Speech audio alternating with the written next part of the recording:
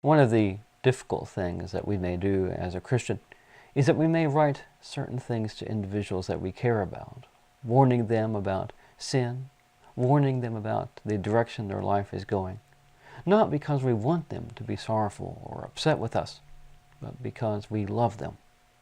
And in the letters of 1st and 2nd Corinthians, the Apostle Paul writes to those people in that area, and he talks about the sins they are doing. He speaks about idolatry. He discusses sexual sins and more with that group of individuals.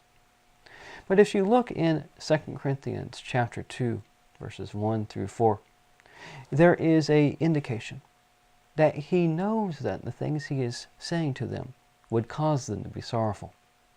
And actually, if you look in the first verse of this 2nd chapter, we know that whenever the apostle was there previously, he did cause them to be sorrowful. But I decided this for myself, that I wished not to come to you again in sorrow. The fact that it says again in sorrow tells us that he did indeed come to them previously in sorrow. But also, the 2nd verse also admits that some of the things he said or did cause them to be sorrowful. For if I make you sorrowful, who is it who also makes me joyous, except he who is made sorrowful from me? But then if you go on and look at verse 3, we see a little bit of the motive for why Paul was writing these difficult things to these Corinthians. It's because he wants them to rejoice, and he has confidence in them. He trusts that they would be able to turn away from the things that are causing them to be sorrowful, the sins, the things that they are doing. And yes, he has to call them out on their sin, and that does hurt them emotionally. It does cause them to be sorrowful. But he's thinking of the things that would cause him to rejoice, and that they may be able to be pleasing to God more perfectly. In verse 3, it tells us, "And I wrote this same thing to you, that, having come to you, I might not have sorrow from them of whom I ought to rejoice, having confidence in you all, that my joy is the joy of you all." And as we come to the close here in this passage, at verse 4, we learn one more important thing.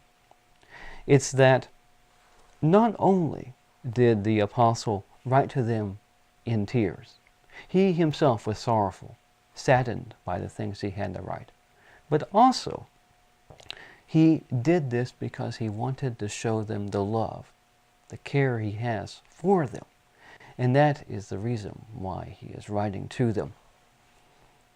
"For I wrote to you out of much affliction and dismay of heart through many tears, not that you should be made sorrowful, but that you may know the love that I have even more towards you." This is something that is difficult to do.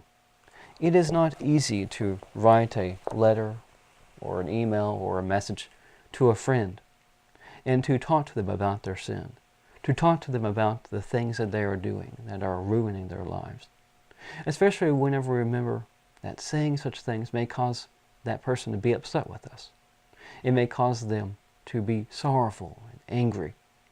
And it also may cause us to lose that person as a friend. But we need to remember, if we are considering to write such a thing to someone we care about, that we do so in love. That we do so because we love that person, because we want that person to be pleasing to God. And so sometimes, as difficult as it may be, writing something to a person that may cause them to be sorrowful may be the most loving thing that we could do. And it is indeed an act of love. Thank you very much for taking the time to watch this video, and have a nice day.